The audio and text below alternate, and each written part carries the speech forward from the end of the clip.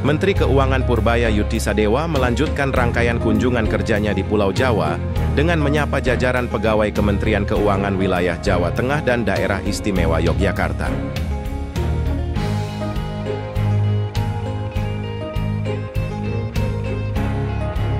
Kunjungan pada Sabtu 4 Oktober 2025 ini dilakukan di kantor Bea Cukai Tanjung Emas, Semarang.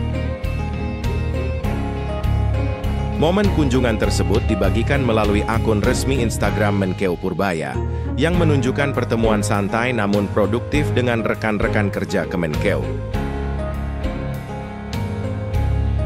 Kunjungan ini bertujuan untuk memperkuat semangat kolaborasi dalam rangka memberikan pelayanan terbaik bagi masyarakat.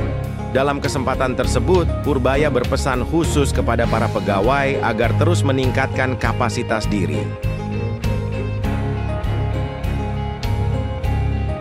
Kunjungan ke Semarang ini merupakan bagian dari rangkaian roadshow Purbaya ke wilayah Jawa Timur dan Jawa Tengah dalam beberapa hari terakhir.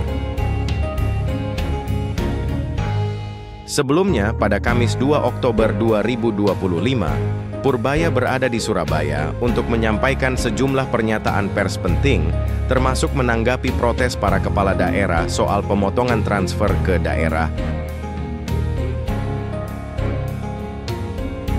Selain itu, kunjungan ke Jawa Tengah ini memiliki relevansi strategis pasca pernyataan Purbaya mengenai rencana pembentukan kawasan industri hasil tembakau, KIHT.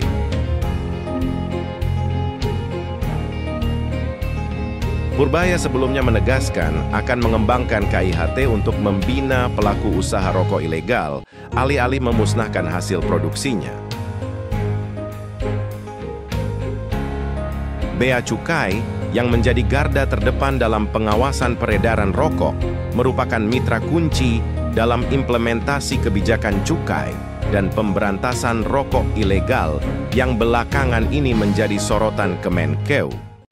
Direktorat P2 Kantor Pusat dan APH serta jajaran Bea Cukai lingkup Jawa Tengah dari IY. Kemudian kelompok keempat, mesin pelinting rokok ilegal ini yang di belakang ini.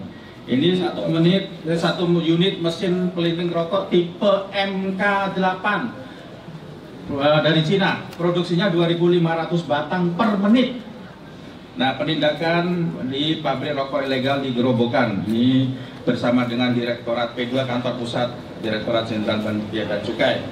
Jadi 3 jenis hasil penindakan ini merupakan kerjasama tim pengawasan yang diberikan arahan oleh Pak Dirjen Bea Cukai, kemudian kantor pusat, dan tim kita kolaborasi bersama jajaran APH, Pak Menteri. Nah, ini berkat kita semua di Jawa Tengah, rokok menjadi dominan, tetapi kami bersyukur dan berterima kasih karena berdasarkan hasil survei, ini Pak Menteri kami sampaikan hasil survei berdasarkan dari Independent Center for Indonesia Strategic Development Initiative, CISD, bertajuk Rokok Ilegal, studi dari survei kemasan rokok dari 6 kota Indonesia. Alhamdulillah April 2025 dilaksanakan, Kota Semarang mencatat prevalensi rokok ilegal paling rendah, itu 1,86%. Jadi ini butuh support semuanya, termasuk rekan-rekan media untuk mengawasi rokok-rokok ilegal khususnya yang berada di Jawa Tengah. Demikian Pak Menteri, rekan media, terima kasih. Nah, Anda belum selesai. Siap Pak. Ini dari misalnya pabrik rokok ini dapat di lokasi kan? Siap, ditangkap. Siap. Di trace nggak siapa yang ngirim, pabriknya siapa? Siapa Pak. Jadi sebagian besar kita lakukan penangkapan di jalan tol, seperti terakhir yang truk box ini Pak. Ini kita lakukan pendalaman dan sebagian langsung kita trace sampai ke lokasi pabriknya di area Jawa Timur.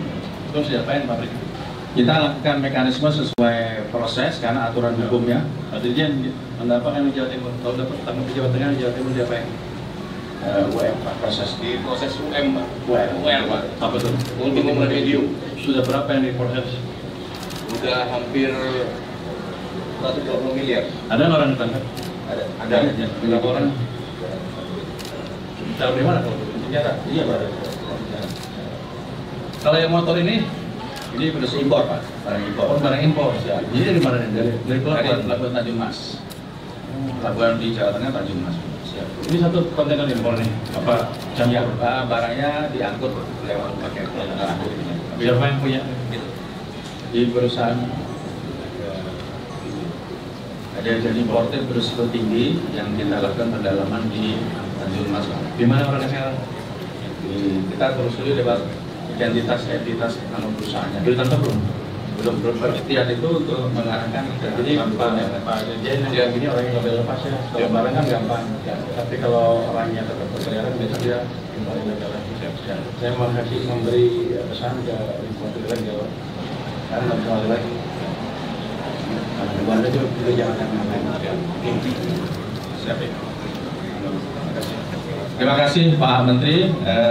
Demikian Bapak Ibu rekan-rekan media, terima kasih atas perhatiannya dan mudah-mudahan kita tetap menjaga kegiatan barang ilegal tetap kita awasi dan kita tindak bersama. Demikian terima kasih. Assalamualaikum warahmatullahi wabarakatuh. Jadi saya mengunjungi kawasan industri hasil tembakau ini untuk melihat gimana sih prakteknya seperti di lapangan. Dan nanti ke depan setelah melihat ini mungkin tadi Pak Bupati katanya punya rencana satu lagi untuk membangun kawasan industri yang sejenis di tempat lain dengan luas tanah berapa? 5 hektar. Kita melihat berapa cepat dia bangun. Kalau dia nggak punya duit, saya coba lihat saya bisa masuk nggak ke situ. Terus nanti dengan harapan tadi yang gelap, produsen gelap bisa masuk ke sana. Tapi nanti begini pesannya, kita akan bangunkan itu untuk produsen gelap. Mungkin ada kemudian juga yang ke belakang kalau sudah pun dosanya diampunin.